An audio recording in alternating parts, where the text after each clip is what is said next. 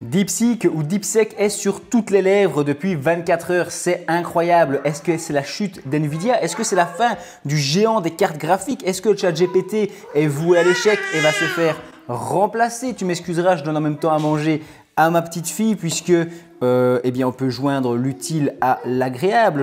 J'étais trop hypé par cette news. C'est le premier gros changement qu'on a depuis ces 6 derniers mois. Faut-il continuer à investir dans NVIDIA? Quel va être le nouveau narratif sur la bourse et le marché de la tech? Je t'explique tout ça dans cette vidéo. Installe-toi confortablement avec moi. Et on est parti. Premièrement, DeepSeek, c'est une entreprise chinoise et en gros, ce que tu dois retenir, c'est qu'ils arrivent à peu près au même genre de performance et de résultats que OpenAI et ChatGPT avec une puissance de calcul beaucoup plus faible et donc un besoin en carte graphique, en matériel beaucoup plus faible. Et ça change tout puisque on avait des prévisions de vente pour NVIDIA qui étaient énormes et ici, elles pourraient être revues largement à la baisse, permettant aussi l'émergence de concurrence sur le marché. En fait, en gros, le narratif qu'on a eu jusqu'à présent sur l'année 2024 et les derniers mois, c'est que NVIDIA allait être le boss des 10 prochaines années. C'est NVIDIA qui allait porter tout le secteur de la tech et de l'intelligence artificielle à lui tout seul, d'accord? L'entreprise ultime sur laquelle il fallait investir, qu'on a retrouvé dans tous les ETF que tout le monde voulait voir. Et aujourd'hui, on se dit, en fait, ils ne sont peut-être pas si seuls que ça. Il y a d'autres entreprises qui arrivent tout doucement à concurrencer ce géant. Et donc, l'entreprise a perdu 600 milliards de dollars en 24 heures. C'est juste énorme et aberrant. Et donc retiens qu'on va avoir besoin de moins de cartes graphiques, moins de matériel pour arriver au même résultat. C'est ça qui fait chuter NVIDIA, parce que NVIDIA n'est pas spécialement un concurrent de DeepSeek là, ou un truc ainsi, mais le problème il est dans les matériaux.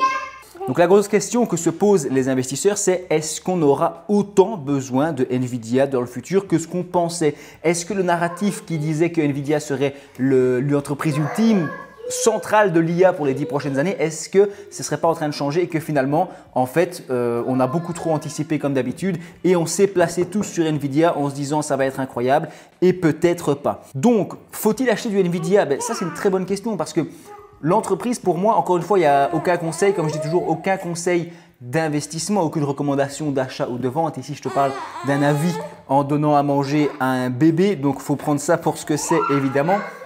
Le truc, c'est qu'NVIDIA n'est plus seul au monde, d'accord? Il y a eu quelque chose qui s'est cassé. Il conserve une image très forte, évidemment. Quand tu parles aux gens de NVIDIA, ils savent très bien que c'est la base pour l'intelligence artificielle avec ChatGPT, qui reste aussi en concurrence avec DeepSeek, mais qui reste quand même, je pense, dans la tête de beaucoup de gens. ChatGPT va rester longtemps le principal. Mais c'est un peu comme à l'époque d'Internet avec Google et tous les autres moteurs de recherche. Il y en avait plein.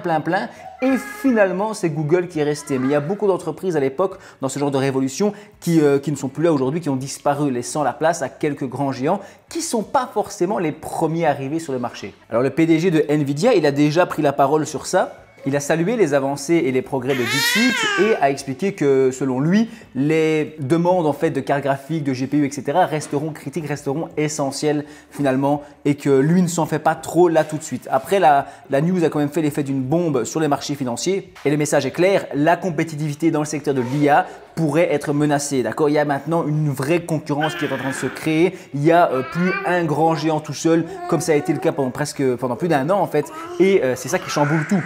Bref, est-ce la fin de NVIDIA? Probablement pas, n'est-ce pas? D'accord, je pense que le marché surréagit toujours beaucoup et NVIDIA reste bien en place. S'ils arrivent à bien jouer leur carte, ils pourront conserver une position dominante sur le marché, mais ça risque d'être de plus en plus compliqué. Il peut y avoir vraiment du mouvement sur cette action.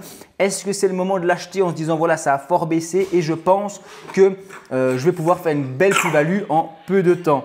Oula! Encore une fois, aucun conseil, mais mon petit avis de particulier investisseur, c'est que pour moi, NVIDIA, je l'ai dans plein d'ETF, d'accord, en position assez importante. Pourquoi pas renforcer certains ETF peut-être, mais acheter à fond du NVIDIA, je ne suis pas certain dans le sens où je me dis, ok, NVIDIA est fort surévalué, tout le monde a anticipé que ce serait la plus puissante entreprise dans le domaine de l'intelligence artificielle, qu'elle serait incontournable, ce qui est encore le cas, mais le narratif a changé et est-ce que cette entreprise va remonter jusqu'au sommet ou est-ce qu'elle ne serait pas en fait en train de retourner à sa bonne place, à son bon prix et que acheter maintenant en se disant c'est pas cher, ce serait une mauvaise idée? Il y a évidemment un autre scénario où on achète maintenant et finalement l'entreprise DeepSeek, etc. Voilà, ça ne fait pas l'effet escompté et il faut plusieurs mois, plusieurs années avant qu'ils arrivent au niveau des acteurs actuels américains. Bref, en tout cas, c'est un débat qui est passionnant. Dis-nous ton avis en commentaire, ça nous intéresse. Ici, on a fini de manger, donc on va aller se reposer, je pense, n'est-ce pas? Je te dis merci d'avoir regardé ma vidéo jusqu'au bout.